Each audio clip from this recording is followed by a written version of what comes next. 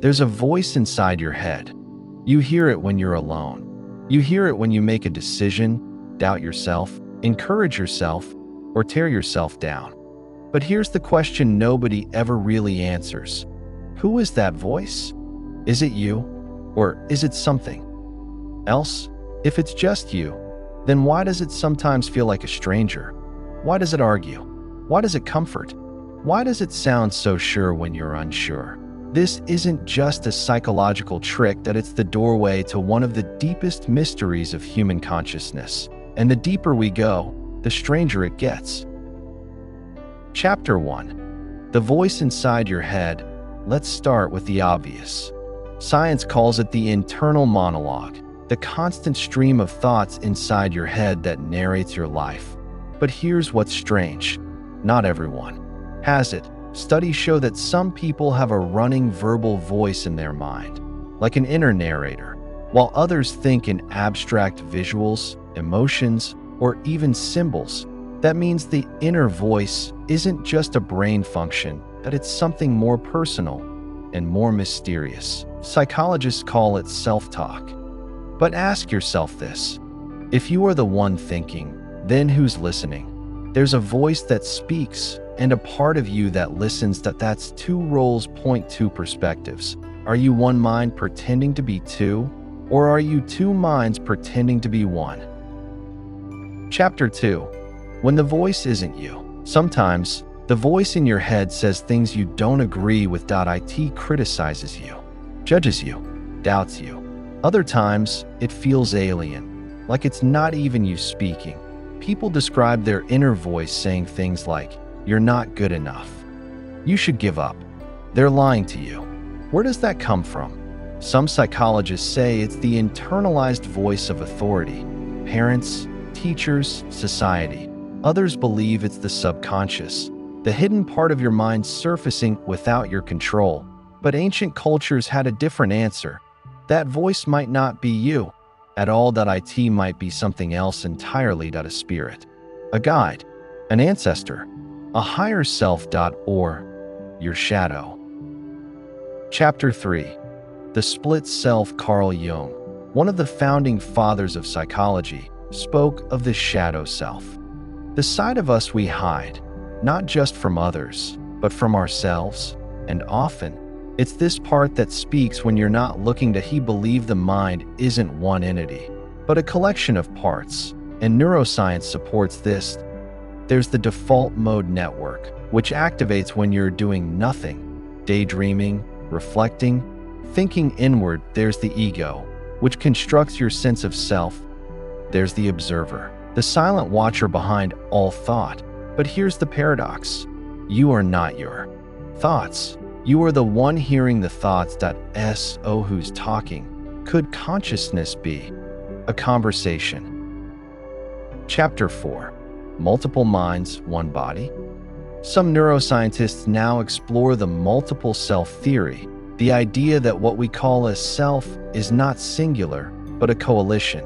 You are a mind made of many minds, different perspectives, competing desires, different voices. You are a community pretending to be one person. This isn't science fiction. It's how memory, emotion, identity, and trauma work. People with dissociative identity disorder can switch between fully formed personalities, each with their own tone of voice, memories, preferences. But maybe we all have this, just more subtly. You're the confident version of yourself on some days, the self-critical one on others. Sometimes you feel like a child, other times like an old soul. Maybe the voice in your head isn't singular, because you aren't either. Chapter 5. The voice as a receiver. Here's where things get weird. What if the voice in your head isn't generated, but received? What if the brain is more like a radio, tuning into a signal? Nikola Tesla once said, "My brain is only a receiver." In the universe, there is a core from which we obtain knowledge, strength, and inspiration. Could it be that consciousness isn't trapped in the skull, but flows through it? This aligns with spiritual traditions that say, you are not the voice. You are the awareness behind it. What if the voice is a transmission from a greater field of consciousness, a dimension beyond thought, beyond time? Chapter 6. Silence is the key. If you've ever meditated deeply, you know this. The voice can go silent, and when it does, something incredible happens. You still exist, you are still aware, but there is no thought. This suggests that the voice is not your core self, that it's a layer, like clouds covering the sky. The sky is always there. The clouds come and go. Buddhism teaches that enlightenment is the state beyond the voice, the silence beneath all identity, that it's not about controlling the voice, it's about realizing you were never just the voice to begin with. Chapter 7. The voice can lie. One of the most dangerous things about the inner voice, it's not always telling the truth. It can trick you, manipulate you, hurt you. It can sound like you, but be rooted in fear, trauma, or belief systems you never chose. You'll never make it. You're not enough. They don't care about you. These are not facts, they're scripts, old recordings playing on repeat.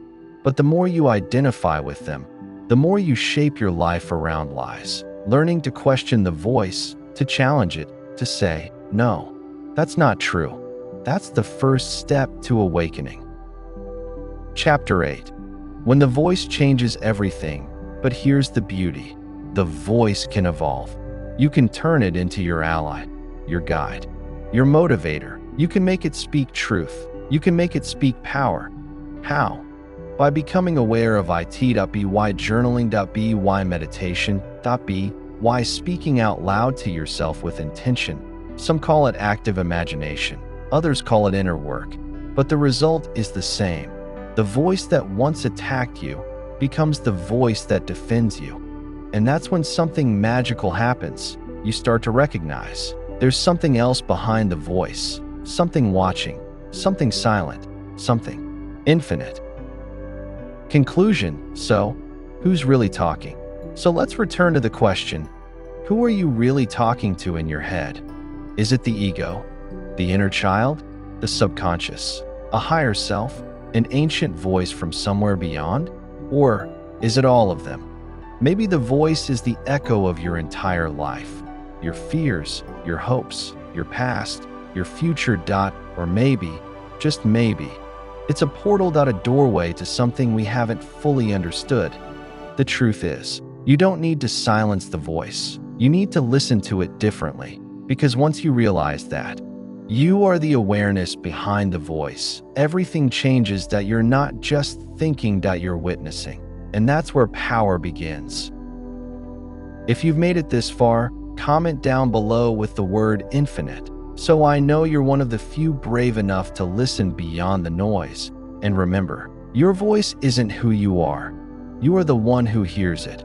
Make sure to like, subscribe, and share this with someone who needs to hear their real voice. Until next time, stay aware.